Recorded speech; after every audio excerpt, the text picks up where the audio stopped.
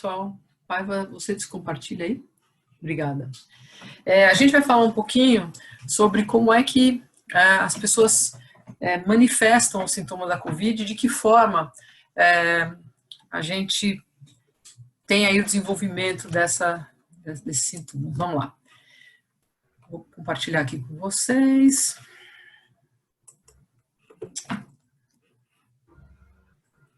Dois segundinhos.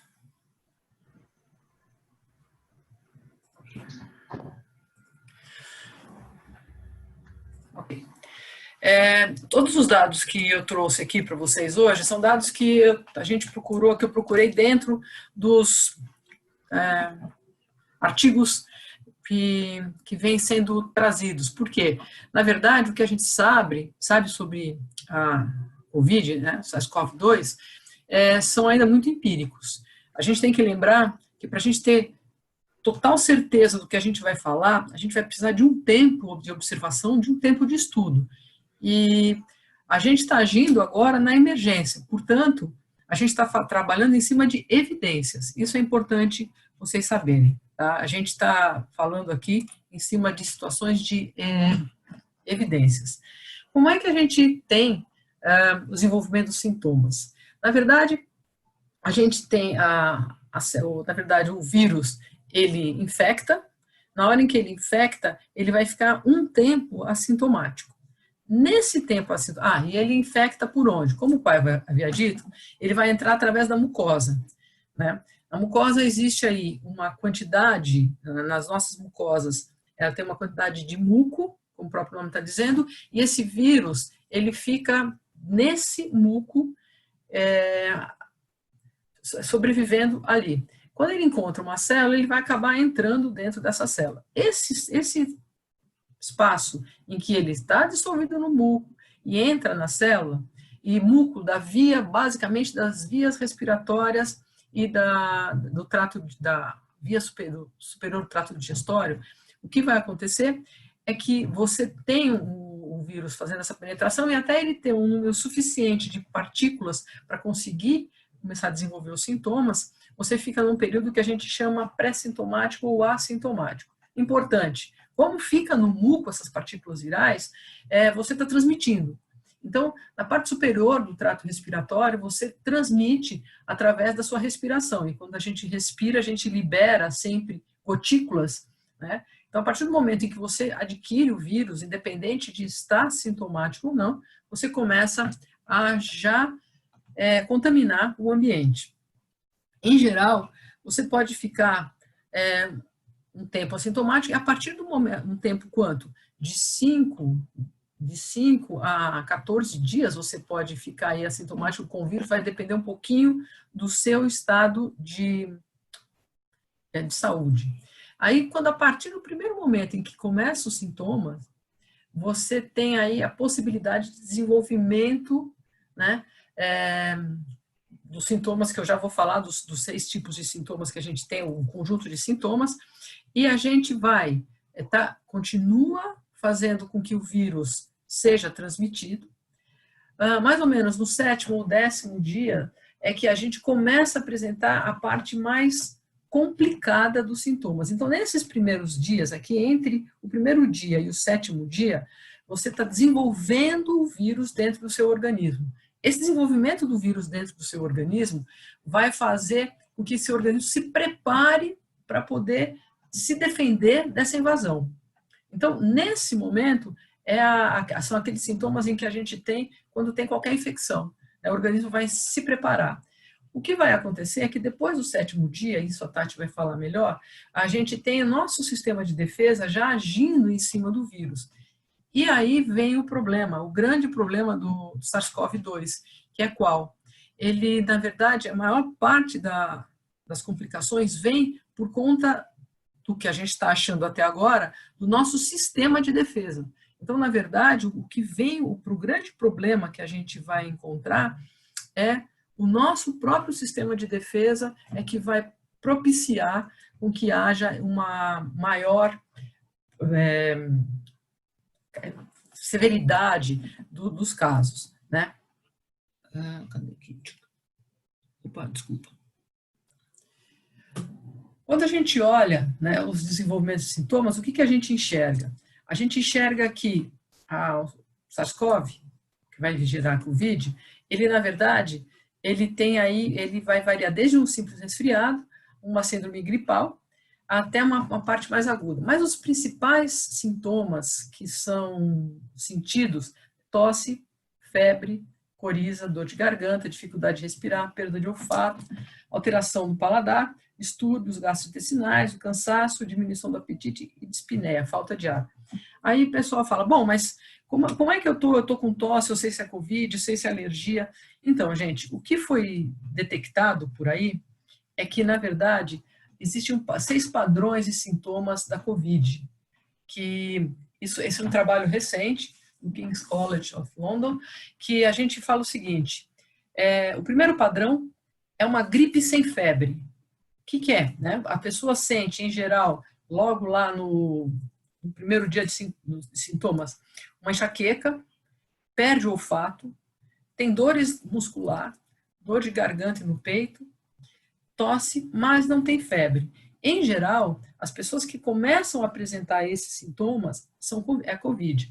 Isso já leva a gente a pensar o seguinte, puxa, mas perda de olfato, dor no músculo, garganta, dor no peito, o que é isso?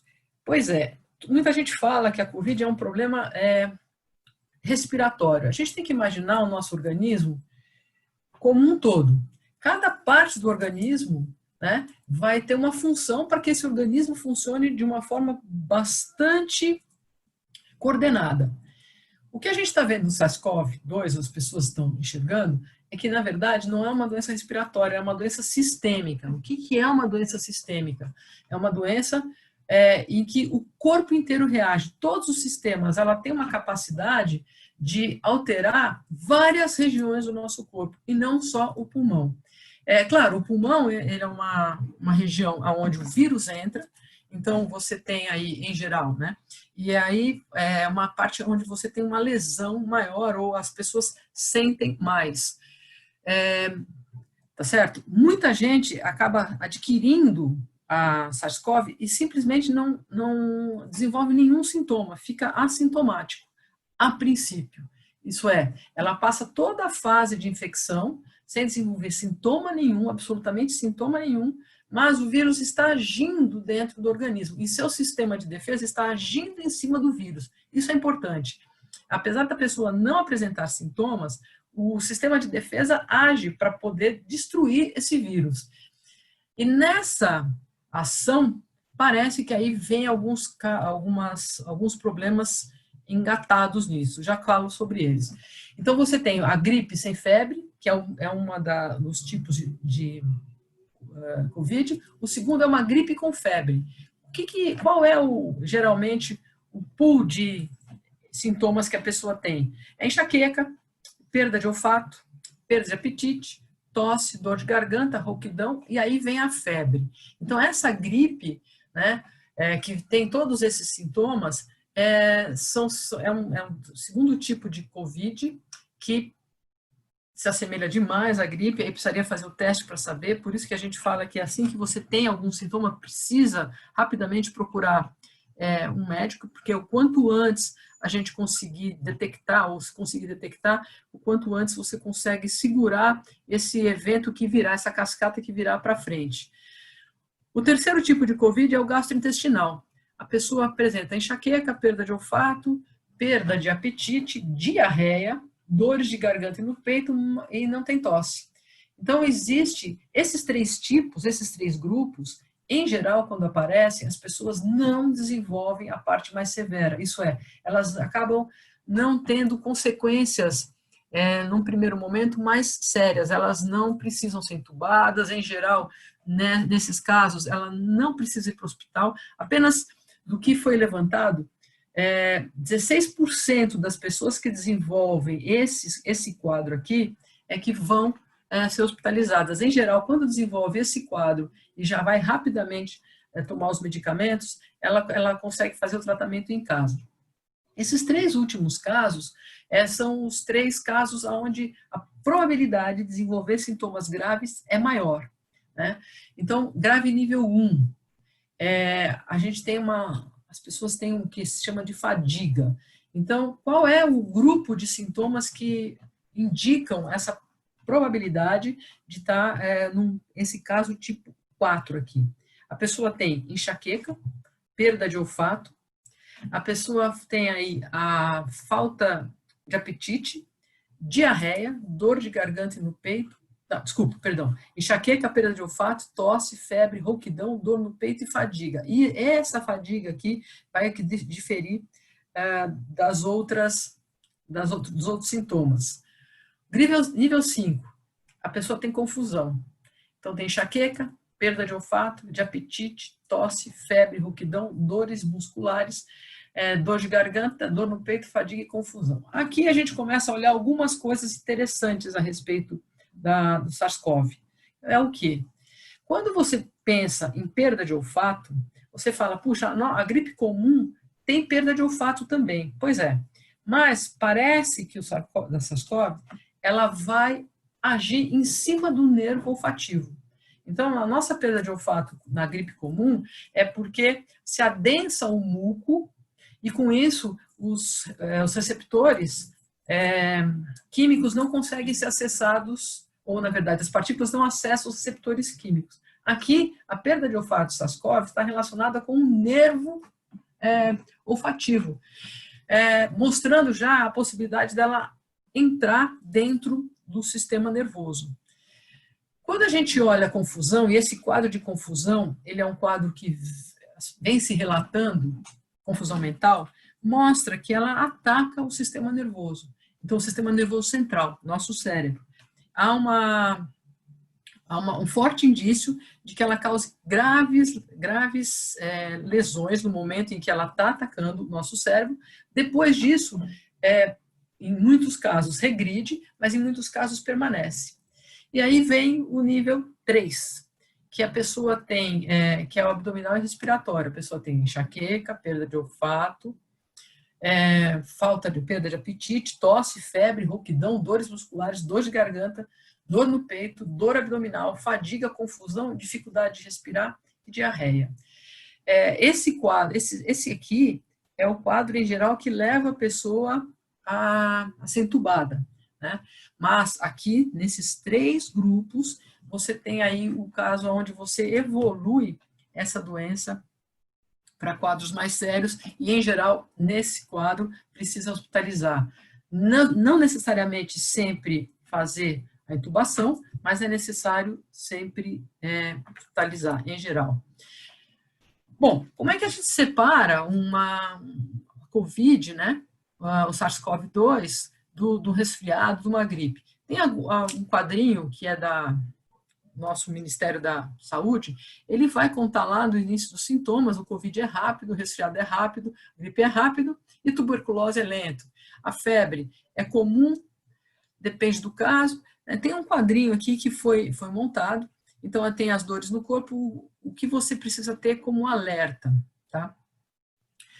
Como é que eu vou contagiar? Então, o que acontece quando a gente está com Covid a gente precisa ter o vírus para poder contagiar as pessoas.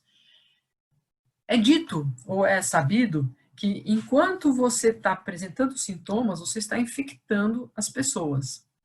Mas trabalhos recentes vêm mostrando uma situação seguinte: aqui são pessoas com sintomas leves e pessoas com sintomas severos. Encontra-se RNA do vírus. O vírus é um vírus de RNA, Tati daqui a pouco vai falar sobre isso, mas a gente encontra hoje, mesmo a pessoa se curando, RNA do vírus em sintomas leves, né? Quando a pessoa é positiva, até 40 dias a média, a pessoa com sintomas leves, até 40 dias a 50 dias. Esse estudo foi feito com um caso com 150 pessoas nos Estados Unidos, tá? Então, pessoas com sintomas leves vão ainda apresentar partícula viral, vão apresentar RNA, tá certo? Entre 40 e 50 dias, tá certo? Quando isso na garganta, quando você faz o levantamento da partícula viral ou da RNA da garganta. Quando você vai olhar isso do pulmão, você encontra isso, mas até 70 dias, em média, aí 60 dias ainda encontra RNA viral. Quando você olha na nasofaringe, faz o swap, você vai encontrar também entre 60 e 70 dias. Deixa eu tirar aqui. E quando você faz o swap, opa, eu estou aqui, né, na nasotraqueal, você vai encontrar também entre 40 e 50 dias. Isso em sintomas leves. Quando há sintomas severos, a pessoa fica com maior carga viral, isso é, tem mais vírus, e aí pode se estender até 90 dias, a média é 60 dias, de encontrar RNA viral. Depois você tem no pulmão, aí em média de 50, na nasofaringe, 50 e poucos, e na parte aonde você tem, na amostra fecal, você tem lá aproximadamente 60%. O que é encontrado? Que, em geral, a média de partícula viral fica na pessoa entre, ou RNA viral, não partícula, o RNA viral fica entre 45,6 dias, fazendo uma média geral. Isso é um dado recente. Bom, encontrou RNA do vírus, indica que você está contaminando ainda? Então, você pode ter partículas de vírus inativa dentro desses 45,6 dias. Você apresenta só fragmento do vírus, porque teu sistema de defesa está destruindo o vírus, e aí você apresenta partículas virais. Mas já foi levantado casos de pessoas com até 100 dias do primeiro dia de contágio, que ela acaba ainda contaminando outras pessoas. Raríssimo, mas pode acontecer. Isso está nos mostrando que o tempo de contágio, ele ainda é muito incerto. Existe uma certeza de uma janela, né? Mas alguns casos raros, pelo que se estudou aqui nesses 150 casos, pode acontecer disso ser levado mais para frente. Então, isso é um alerta também, por isso que se fala que a pessoa que já teve o Covid precisa usar máscara, porque ela pode estar com a partícula viral ainda, apesar de estar não sintomas, pode estar transmitindo. Né? Como eu havia dito para vocês, o SARS-CoV é uma doença sistêmica, né? Isso é, ela vai atingir todo o organismo. E com isso, a gente tem aí problemas muito complicados, que vão estar no momento em que você tem aparecimento dos sintomas e também pode vir depois. E aqui vem um dado também importante de um trabalho que as pessoas vêm trabalhando, os cientistas vêm trabalhando, é que mesmo as pessoas assintomáticas, isso é, as pessoas que não desenvolvem o sintoma da doença, ela pode ter alguma dessas complicações, porque num primeiro momento não se associava essas complicações ao SARS-CoV, e agora já vem a alta correlação entre SARS-CoV e alguma desses aparecimentos. Bom, vamos lá. O que pode aparecer? Né? Você pode ter problemas sérios no sistema nervoso central, no teu cérebro. Então, existe aí dificuldade de pensamento, danos à célula cerebral, inflamação no cérebro, você tem aí muitos problemas, complicações neurológicas, as pessoas acabam tendo sintomas de outras síndromes que apareceriam no virais, que seriam algumas encefalites, que não necessariamente SARS-CoV, e aí as pessoas foram levantar SARS-CoV-2. Existe um outro problema que está relacionado, claro, com a questão da parte pulmonar, que é a mais complicada. Por quê? No pulmão, a gente tem lá os alvéolos, que é a região onde a gente faz a troca gasosa. Os alvéolos são estruturas bastante sensíveis, a uma única camada celular. E quando você lesiona esse alvéolo, o que está se vendo é que o SARS-CoV ele fibrosa, isso é, ele coloca uma camada de células impermeabilizantes, que não impede essa troca de oxigênio, né? Isso vai diminuindo a área de troca gasosa. Então, com o tempo, isso, quando a gente está com sintomas, a gente tem lá um edema que dificulta essa troca, mas depois disso, o que se observa é que em muitos casos, essa região virou um fibroma, isso é, a pessoa perde definitivo essa área de troca, né? Isso vem acontecendo. As pessoas vêm apresentando casos de problemas cardíacos, arritmia cardíaca, cardiopatias, né, por conta de SARS-CoV. E vem aí um problema sério de algumas pessoas têm hipertensão. Terá dor na articulação, né? Dor na articulação. A gente fez um levantamento de o que acontece em cada uma das regiões. Então, você tem SARS-CoV podendo estar no COVID no cérebro, né? E ele vai poder causar grandes problemas de confusão mental, inflamação nos cérebros. E a gente observa, isso aqui foi o pessoal da Unicamp, esse trabalho aqui é um trabalho do pessoal da Unicamp, mostrando que isso é feito aqui no Brasil, esse trabalho foi aqui, desenvolvido aqui no Brasil, tá? Então, você encontra que tem evento cerebrovascular vinculado ao COVID, então você tem o isquêmico, pode ter hemorragia intracerebral, hemorragia subaracnoide, que está relacionado com as meninges, trombose no seio venoso. O seio venoso é a região que vai trazer de volta o sangue para o corpo. E vasculite cerebral. Vasculite cerebral, para quem não sabe, é quando você tem uma inflamação nos vasos do cérebro. Tá? Aparece também uma alteração do estado mental, isso é, a pessoa tem uma encefalopatia ou uma encefalite, pode aparecer convulsões, síndrome neuropsiquiátrica, então aparece psicose, síndrome neurocognitiva, que fica semelhante à demência. Alterações de personalidade, catatonia, ansiedade, depressão, síndrome de fadiga crônica e um estresse pós-traumático. E aí sim, explica-se o estresse pós-traumático, porque a pessoa vai ficar lá na UTI ou vai ficar hospitalizada e isso vai gerar para ela um problema complicado.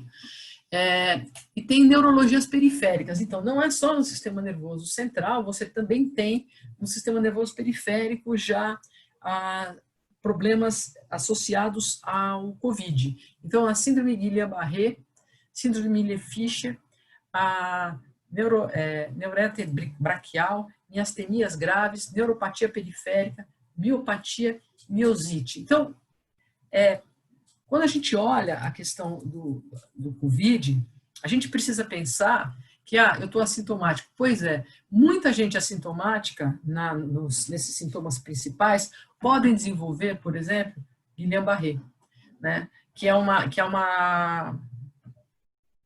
na verdade, um problema que vem depois. Né? Os olhos. Então, você tem a possibilidade de apresentar conjuntivite e inflamação na membrana. Isso aqui acontece, em geral, na membrana que envolve os olhos. Em geral, pessoas que estão hospitalizadas, isso vai ocorrer. No nariz, os pacientes vão perder a capacidade de sentir cheiros. Mais importante aqui é que a gente tem visto que ele degenera as células do sistema nervoso. E aí, isso pode ser irreversível, tá? Nos pulmões, ele vai causar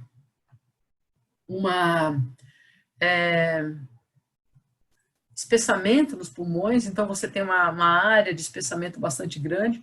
O muco, ele vai impedir que a troca gasosa, mas a sua reação imunitária vai fazer com que a área dos alvéolos possam ser destruídas, como eu havia dito para vocês, e formar aqui a parte de fibrose.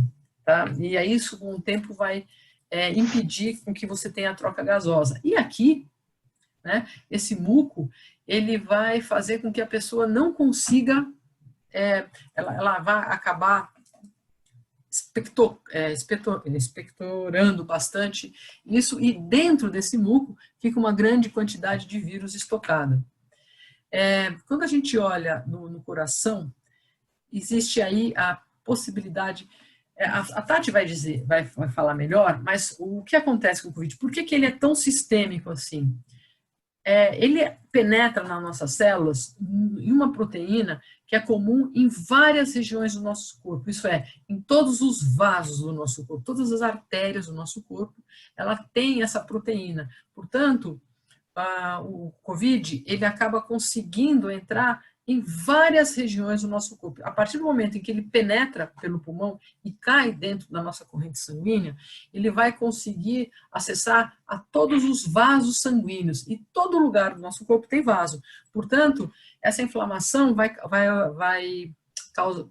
causar problemas, poderá causar problemas em todo o nosso corpo. Então, um dos lugares bastante irrigados, onde a gente encontra esses receptores, é na parte cardíaca.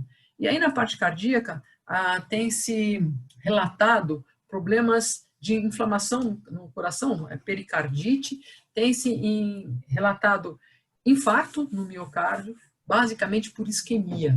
Tá? No fígado. Então, no fígado, o que se vem notando é que as pessoas que têm uma Covid mais severa, elas têm uma degeneração do fígado muito grande. Não se sabe se é por conta dos medicamentos, que realmente impactam bastante dentro do fígado, e se o vírus também vai fazer com que haja uma potencialização disso. Então, as pessoas vêm aí desenvolvendo problemas hepáticos a partir daí. Tá?